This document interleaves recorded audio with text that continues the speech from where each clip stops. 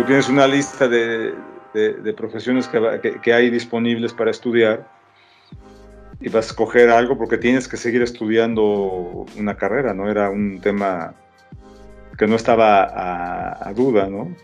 Entonces, todo lo que eran temas de medicina los hacías a un lado, los de leyes y abogacía y cosas que tengan que ver con mucho de eso, los hacías a un lado, las ingenierías que eran demasiados números también los hacías a un lado, y pues y quedó la arquitectura ahí como in between, y pues escogimos arquitectura. El que a los 18 años, 17 años sepas escoger qué quieres ser el resto de tu vida, o sea, yo le atiné, vamos a decirle que a algunos les atinamos, ¿no? Pero no todos le atinan. La capacidad de poder evaluar lo que va a ser tu forma de vida el resto de tu vida, pues está un poquito, pues, no difícil, pero no hay esa madurez, ¿no? O esa preparación, o sea, muy pocos lo saben, ¿no? Tuve la fortuna de tener buenos amigos y de que te inspiraron el amor por la profesión, que a diferencia de muchas otras, siempre vamos a decir que lo que hace uno es lo mejor, ¿no? Pero yo creo que es digo, no me vería yo haciendo otra cosa que no fuera arquitecto. Creo que es algo muy completo, muy formativo. O sea, te da mucha estructura, te da para estar en muchos temas, ¿no? No nada más es el diseño arquitectónico, es todo lo que implica la arquitectura, que es organizar un montón de cosas con un solo objetivo. Organizar un montón de gente, organizar un montón de tareas, organizar un montón de variables. Entonces, digo, vemos arquitectos que están en puestos importantes en empresas y en cosas que no voy a entrar en detalle, pero su formación es de arquitecto y están en el mundo financiero, o están en el mundo industrial, o están hasta en el gobierno, ¿no? En cosas que no tienen nada que ver. Creeríamos que no tienen nada que ver con arquitectura, pero sí, y es por eso que es muy importante, sí la escuela, sí los profesores, sí con quién te juntes, pero el que lo hayas descubierto y el amor propio y el hambre que tenga el arquitecto por ser arquitecto, creo que ese es el ingrediente principal. Sí, o sea, el arquitecto se hace, no lo hacen, ¿eh? Ni la escuela, ni las calificaciones, ni nada, o sea, se hace. Y puede haber muchos que hayan inmigrado de la carrera y que tengan el título y no tengan idea, ¿eh? Es la forma en la que ves muchas cosas, en la que te ayuda a ver cómo caminar una ciudad, cómo leer una ciudad en la que nunca has estado, pero la estudiaste previamente. El poder, esa capacidad que te da de ver la cantidad de detalles que tienen, que están alrededor de algo, cómo funcionan, cómo se mueven, cómo proceden, pongo mucho el ejemplo de cuando visitas una ciudad que nunca habías ido, pero la estudiaste con antelación, los mapas, las calles, las rutas, los edificios. ¿Qué quieres ver de ahí, no? Ves los edificios importantes y te das cuenta que se te da. Entonces, y eso vivo con mi familia, de que se confían en que yo soy el guía y yo los puedo llevar, o los amigos, o sea, ya saben y no se dan cuenta ni por dónde se mueven. ¿Por qué? Porque está el que lo está llevando, ¿no? Pero el que llegas a un lugar y cómo ves la ciudad y cómo la dominas, como si ya estuvieras ahí, creo que esa es una de las cosas que aprecio mucho, ¿eh? Pero siempre lo he percibido de esa forma. Es una peculiaridad, ¿no? O sea, la forma en la que ves muchas cosas y no necesitas entrar en detalle. El que puedas, hagas lo que hagas, porque puedas entender el mensaje o lo que está construido, cómo lo hicieron y por qué lo hicieron. Sí aprendes mucho leyendo los edificios y entendiendo por qué lo hicieron, ¿no? Ese es increíble. Por eso los procedimientos constructivos a mí me fascina el entenderlos y el involucrarlos en los proyectos, ¿no? ¿Por qué y cómo se va a construir el proyecto. O sea, con qué sistema estructural, por qué lo vas a hacer así. No nada más es colocarlo. Es muy difícil hablar de uno cuando ha habido muchos que les aprendes cómo hacen las cosas, más que sus resultados, cómo hacen para llegar a lo que hacen, ¿no?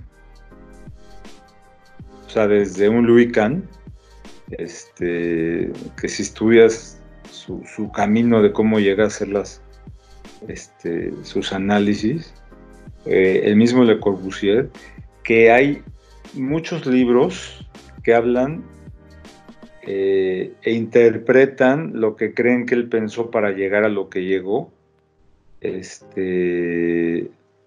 y dices, pues, está fácil. O sea, son razonamientos muy, muy, muy interesantes, y muy simples. Que eso es lo que hay que aprender a dividirlo, ¿no? O sea, no ver el producto terminado y amar o alabar al arquitecto por el producto terminado, sino el camino que tomó para llegar a él. O sea, de los arquitectos de peso pesado del siglo XX-XXI, un Renzo Piano, por ejemplo, o sea, que tiene unas metodologías y unos razonamientos para llegar a sus resultados, y que conozco, por fortuna, varios edificios que él ha hecho. Sería uno de esos arquitectos que dices, comulga con lo como piensa, ¿no? Y que llegó, y puedes apreciar el resultado estando en el edificio porque ya entendiste el camino que recorrió, igual que las obras, no las últimas, pero ya las últimas, porque ya es un grupo muy grande de arquitectos, pero la forma de pensar, y que sí lo había estudiado yo, de su socio original que tuvo en el Pompidou, que era Richard Rogers, ¿no? O sea, y cómo le ponen atención a todos esos procesos. O sea, el estudiar todos los procesos para llegar al resultado, eso es lo que le hace muy interesante. Por ejemplo, Luis Barragán, y hablando en temas de vidrio, y hablamos en temas de iluminación, de luz natural, te va a venir a la cabeza la imagen en su casa donde está la mesa, con el gran ventanal, con la manguetería en cruz y el árbol que está afuera, cómo entra la luz, cómo le da sombra al árbol, cómo está la mesa, etcétera, ¿no? O sea, yo he estado en ese espacio.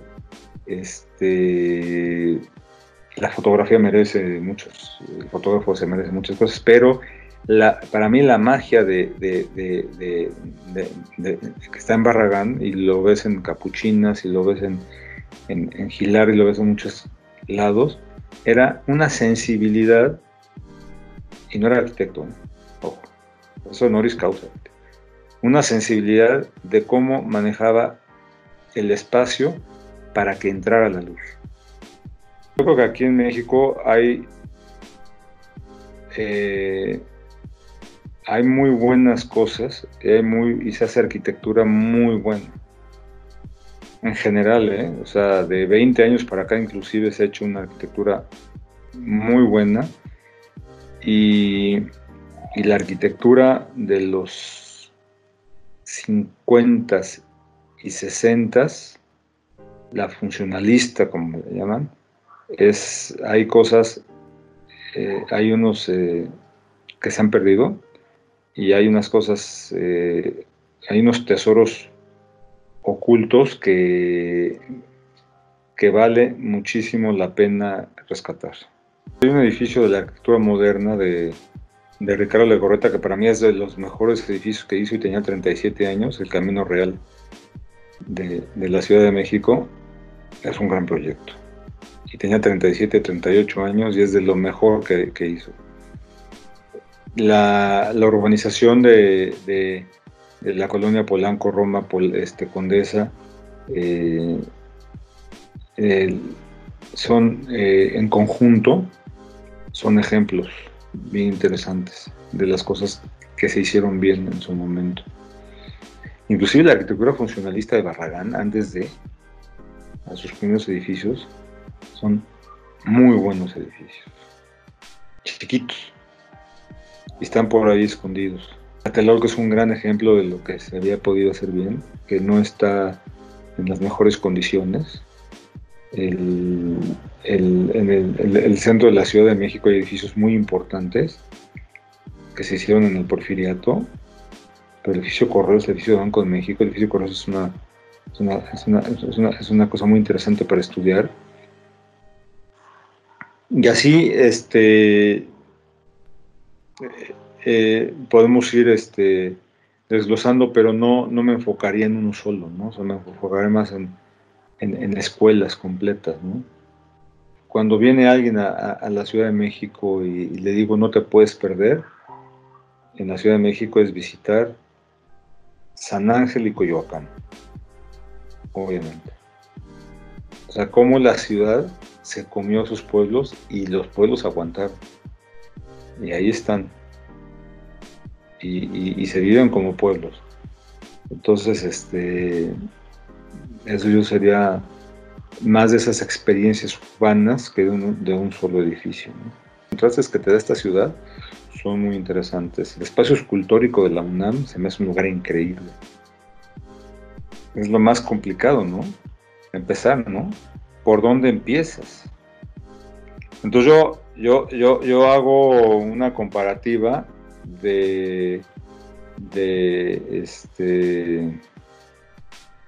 ¿cómo se llama? De los límites que les pones a los niños en su proceso de educación. Entre más límites les pongas, mejor educados van a ser, ¿no? Si hay un niño que lo educa sin límites, pues un niño rebelde que se porta mal y que se frustra al final del camino porque no le pusiste una contención. Entonces un proyecto contenido, un proyecto que lo más importante que hay que evaluar es encontrar esos límites que están ya predeterminados en un sitio tal, porque hay una influencia de todas las fuerzas naturales, ¿no? Del viento, de la luz, del sol, dónde entra, dónde sale. Obviamente las condicionantes de los reglamentos y eso que pues eso sí eso ya los das por hecho, pero vas esculpiendo lo que va a haber ahí, siendo sensato, respondiendo a esas condiciones, ¿no? Como dice Ken Yang, que un edificio en un terreno ya está predeterminado lo que va a existir ahí, nada más tienes que llegar tú a decodificar la información que hay en ese espacio urbano, ¿no? Obvio, a la maqueta y a la mano alzada nada lo va a sustituir jamás. Lo demás son herramientas, como lo fueron los rapidógrafos, como lo fue el Leroy, como lo fue el pantógrafo, como lo fue la regla del cálculo. Son herramientas que obviamente te ayudan y cada vez más a explotar tu imaginación. O sea, no al revés. Yo así lo veo. O sea, la comunicación que hay de las llamas de los dedos con el lápiz hacia el papel, no hay nada tan directo, ni los ojos ven lo que las llamas de los dedos ven. Siempre hemos combatido eso con mis proyectos. Terrazas en los departamentos, que el desarrollador dice son espacios caros, que no los vendo, que sí los vendo, que no los cobro, que sí los cobro, que son para ensuciar, que son para barrer, que en la Ciudad de México nadie sale, como que le dedican, como que en la Ciudad de México hay que vivir encapsulados y que si te vas a la provincia, si te vas a Valle de Bravo, a Cuernavaca o a Acapulco, o lo que sea, que son de la Ciudad de México, es cuando tienes permiso de estar en áreas exteriores, ¿no? Pero ¿por qué no en tu propia casa? Entonces yo creo que ahí hay un área de oportunidad muy grande, como también lo he dicho que hay un área de oportunidad para el vidrio en la vivienda social. Y el ejemplo que pongo es, yo cuando era niño, uno de mis hobbies, como te dije, yo dibujaba cochecitos en los cuadernos, pero eran coches, yo me sabía todos los coches. y leía todo acerca de coches y me leía todas las revistas y ta. Y me sabía hasta por el sonido qué coche era cuando prendían el motor. Siempre me han gustado. Y siempre aprendí que los Mercedes-Benz y estos eran coches grandotes y para los ricos. Pero de repente, hoy en día, hay Mercedes clase A, clase B, clase C, clase D.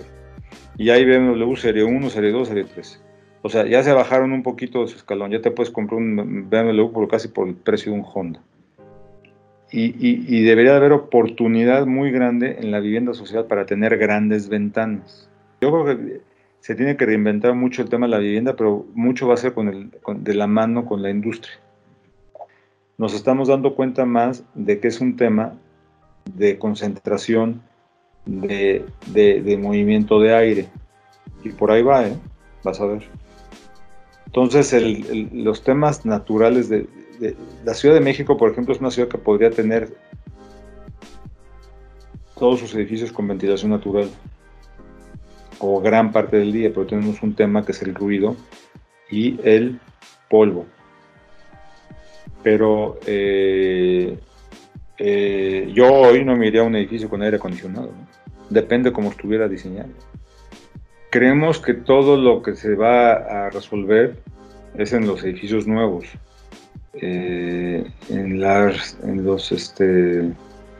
renovaciones de los edificios viejos es donde está la gran oportunidad. O sea, de poder contribuir a todo ese efecto de demanda de energía.